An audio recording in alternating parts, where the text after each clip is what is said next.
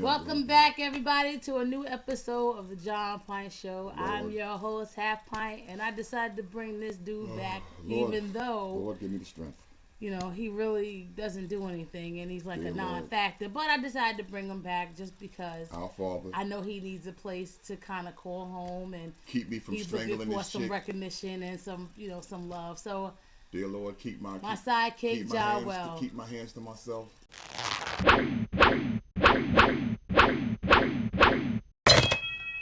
I like to send a shout out and get 1,000 years and a rest in paradise to Maurice White that we lost this week. What I tell you about that? Fire. What I tell you about dating these shows? It's not dating. I mean, he's died this year. It doesn't matter what date it is. The fact that 2016 has been a rough year so far for music.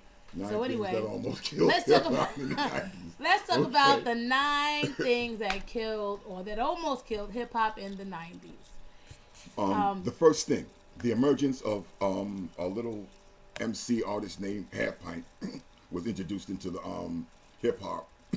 And I just made sure that I made my impact. Hip hop almost died that Although day. The first time Pint touched the mic, hip hop almost died that day. Listen, but tell us. Well, the first one they say is Hammer and Vanilla Ice. Yeah, because you disagree with that. No, I didn't. Because we had that argument. That's not. I didn't say Vanilla Ice. You said you went like this. You said MC Hammer. No, I said I always believed that when Vanilla Ice. Oh, you thought Hammer was the shit. Remember you was doing that dance? You even had to do some genie pants. I always believed that when Vanilla Ice came into the game, that music, hip hop had changed because it felt like we had to now get harder and harder and more violent and more violent. But no, he wasn't the precursor. See, you have to understand. I understand the precursor was him. No, rap was already hard. When he came out, Vanilla Ice came out, then everybody started like feeling like they weren't threatened. It became now more, accessible to everybody. So then you had these rappers coming out like Ice Cube, you know what I mean? Gas Face. You had Jacket for Beats. And when these cats came out, that was the beginning. That's where the beginning of the copycat age came out. Right. Because when Public Enemy came out, they didn't know what to do with it, but they were scared to death of it, so they wouldn't play it. So to combat that, they signed somebody called Movement X. Hammer wasn't saying a damn thing, and he didn't get any radio play. And that's what people fail to realize. But they promoted the record. Okay, so now once you get on the Grammys, that's all you need, because now, and we discussed that. Now here comes that money-making machine, and it's like now there's your exposure simply by promoting. Oh, and the whole thing is, see, once again, we look at black people, and I know they get mad if you want to say this, but I could take a camera and we can go outside some of these stores and we can hit the block and we can see these, like the bootleg CDs, the bootleg cassettes that were being sold, and these were all in the hood. When you go to these concerts, you wonder how come they're only like maybe 10-30% black, and the rest of them is white kids, because that's who puts you over the top. So now you're looking at that. It's safe music. Nobody wants to hear Public Enemy telling you fight the power. Elvis never meant shit to me. I mean, they wasn't ready for that. But you also got to remember, like it said, like the article says, pop radio was opening its doors, but now it's creating all of the opportunity only for a certain kind of hip hop, which was that safe music, like you said. So what they were doing now, but they used the pop radios, not the R&B radios, not the hip hop radio stations, to play that. But that's the thing. See, and that's where another mirage is, because the radio is owned by one. It's three channels. Clear Channel runs all of that, or it might be iHeartRadio right now, but as a whole, it's all the same thing. That brings us to reason number 2, where a lot of black radio wouldn't play everything, and they wouldn't play hip hop, or hip hop was designated for a certain time. Yeah. You know what I mean? 11 o'clock, 12 o'clock at night, and then you had radio stations that said, no, I just wanted to just play R&B because I want to keep it what the essence of it was. But I know, and you should know, and we should both know, that all of the power is in those rooms, because when you come in there and you present an album, you know about presenting an album and it getting rejected, because they don't like the content.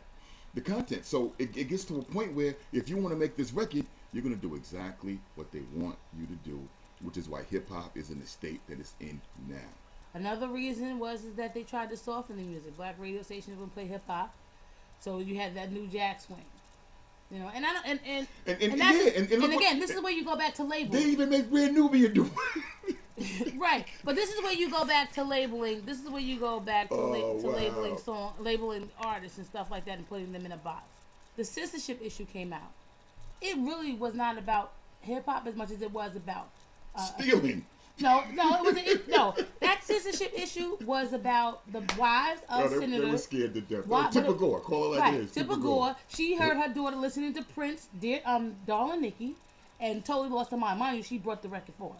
But when she actually listened to the lyrics, she said, "You know what? Something got to be done." She should have did some research before she bought the damn record. Which she didn't. But then what ends up happening is that her and the rest of the senator wives grab their husbands' balls and says, "You know what? You're gonna do something about this." So now, and there you have that parental advisory sticker that appears on every song every CD that has some kind of curse on it. And now they want to blame Prince for rainbow parties. But at some point, what it did was, for the First Amendment rights, it gave us the right to say whatever we needed to say.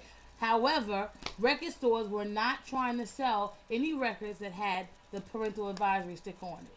Then it became such a taboo that it was like they would sell in the back of the store, but everybody would come in and be like, "I want that record," just because it had a label on it. So it hurt hip hop, and then it also put us in a situation to where the lyrics now became the forefront of everything that was done. So women's roles have changed in hip hop.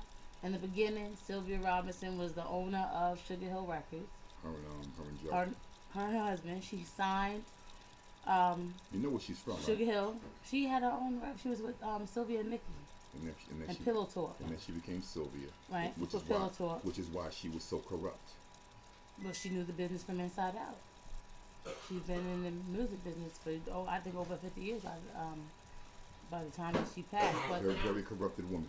Well, she was noted for signing what is known as the first rap group or hip hop group, and Sugar Hill Gang, putting them on the map, and then also starting a label that you saw a lot of the pioneers sign to. Treacherous 3, Grandmaster Flash, and Furious 5, Melly Mel. Everyone thinks that women's role in hip hop is to dress everybody doesn't think that. Well, most people do. No, because that's the image that they put them and they portray them as.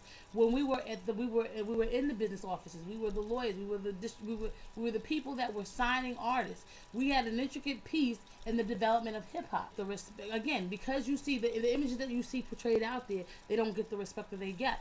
That people are not maybe aware. Again, if you don't know the history of hip hop, you don't know that and your MTV Raps was created by. We get that, but they don't have anything to do with the fall of hip hop. It's the artists themselves and what they did to the women. But the role again, the role they played, and Latifah versus Lil' Kim. That's where the detriment comes in. Not the women, not the chicks behind the scenes. But the ones behind the scenes are not getting those jobs as well anymore. You don't see that. Well, no, because there's no record labels anymore. I just want to say this last thing before we get up. Salt and Pepper was offered millions of dollars to pose naked in Players magazine when they were still out, and no matter how much money they had or how much money they didn't have, when their careers were on the downslide, they had seen their best years, they refused to do it. Because integrity wins out. I wouldn't even want to go that far. I'm going to say they refused to do it. Well, this is a lot about where their integrity is. They thought about the bigger picture and the integrity of what they've accomplished. And that says a lot about hip-hop in itself when we don't sell ourselves short, looking for that check, chasing that check. And that's what the whole thing about this is. Chasing a check will have us continue the demise of hip-hop. So thank you for coming out at another Jah and Pint show. Hit us up at JahAndPintGmail.com, Jah and Pint Twitter, and Jah and Pint Facebook. Let us know what you think. Let us know what you want to talk about, any topics. Let us know what's on your mind. Check us every Tuesday. We're going to see y'all later, right? Thanks for tuning in.